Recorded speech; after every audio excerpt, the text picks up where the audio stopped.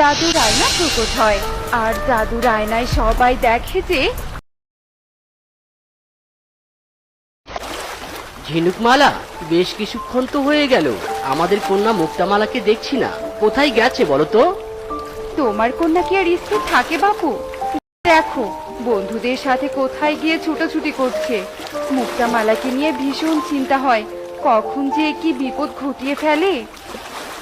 বাবা, মা আবার বুঝি আমার নামে তোমার কাছে নালিশ করছে, তাই না? না না, আমার কন্যার নামে কি কেউ কখনো আমার কাছে নালিশ করতে পারে? যাও ঝিনুকমালা, আমাদের জন্য খাবার নিয়ে এসো।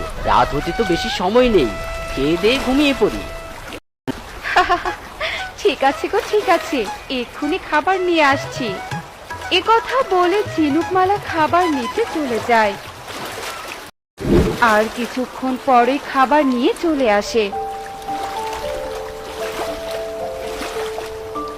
তারপর সবাই মিলে খাবার খেতে থাকে।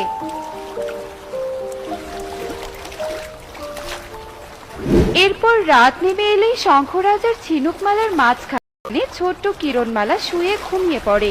রাত যত গভীর হয় মুক্তমালা তত ঘুমে তলিয়ে যেতে থাকে। ঠিক তখনই মুক্তামালা স্বপ্ন দেখে, আয়, তুই আমার কাছে আয়, আমি তোকে ডাকছি। খেলবি না?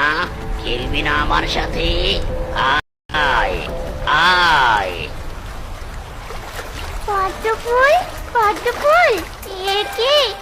আমি আমার ঘরে, কিন্তু আমি যে পদ্ম ফুলকে দেখলাম, তার মানে কি আমি স্বপ্ন দেখেছি? উফ, আমার ওই পদ্ম ফুলটা চাই চাই। বাবা মা তো ঘুমিয়ে আছে, যাই এই সুযোগে ওই পদ্ম ফুল তুলে নিয়ে আসি। রাত শেষ হওয়ার আগে চলে আসবো, মা বাবা জানতেও পারবে না। হ্যাঁ, যাই যাই।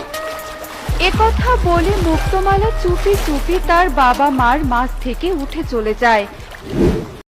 আর সেই রাতের অন্ধকারেই পদ্ম ফুলের কাছে যায়। বাবা, রাতের বেলা তো পদ্ম ফুলের সৌন্দর্য আরো বেড়ে গেছে। পদ্ম ফুলটা ছেড়ে রাখে, আমি বরং এই পদ্ম ফুলের একটু মধু খেয়ে নেই। এ কথা বলে মুক্তমালা পদ্ম ফুলের মধু খাওয়ার জন্য যেমনি কাছে যায়, মা!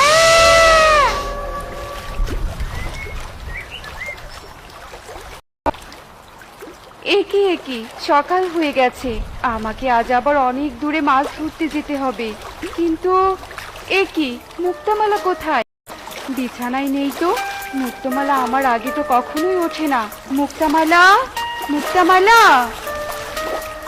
ঝিনুকমালার চিৎকারে শঙ্খরাজের ঘুম ভেঙে যায় আর জেগে উঠে বলে, এ কি ঝিনুকমালা, কি হয়েছে? মুক্তামালার নাম ধরে এমন চিৎকার করে ডাকছো কেন? দেখো না শঙ্খরাজ, মুক্তামালা তো আমাদের বিছানাতেই ঘুমিয়েছিল, কিন্তু আমি ঘুম থেকে উঠে দেখি মুক্তামালা বিছানায় নেই। আহা, কেঁদো না ঝিনুকমালা, আশেপাশেই হয়তো বা আছে, চলো খুঁজে দেখি। এ কথা বলে শঙ্খরাজ আর ঝিনুকমালা তাদের কন্যা মুক্তামালাকে খুঁজতে বেরিয়ে যায় আর চারদিক তন্ন তন্ন করে খুঁজতে থাকে। মুক্তামালা, মুক্তামালা, মুক্তামালা! শঙ্খরাজ, সব জায়গায় তো মুক্তামালাকে খুঁজে দেখলাম, কোথাও তো পেলাম না।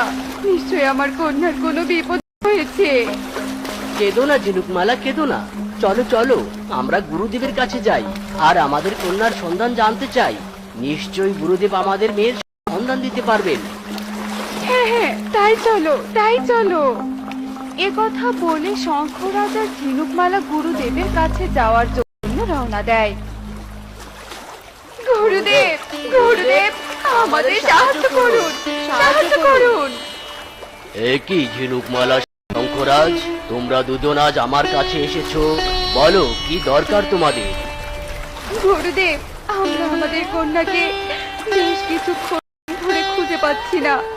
আপনি একটু আপনার জাদু শক্তি দিয়ে বলুন না, আমার কন্যা কোথায়? আমি এখনই আমার জাদুর আয়না প্রকট করে দেখছি তোমাদের কন্যা কোথায়। কোথায় আমার জাদুর আয়না? তোমার মালিক তোমাকে ডাকছে, দৃশ্যমান হও, দৃশ্যমান হও। আর আমাকে দেখাও ঝিনুকমালা আর শঙ্খরাজের কন্যা কোথায়।